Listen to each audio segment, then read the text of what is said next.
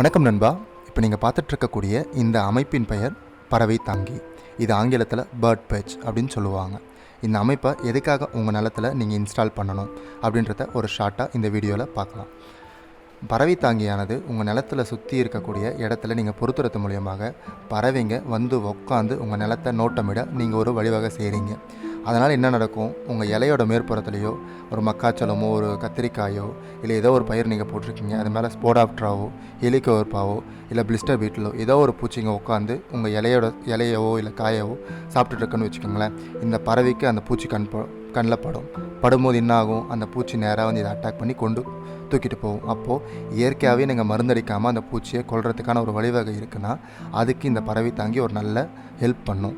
So அதனால் உங்கள் நிலத்தை சுற்றி இந்த டீ வடிவில் ஒரு குச்சியை நீங்கள் இன்ஸ்டால் பண்ணுறது ஒரு பெரிய விஷயமே கிடையாது நண்பா. கண்டிப்பாக ட்ரையல் பண்ணி பாருங்கள். நன்றி.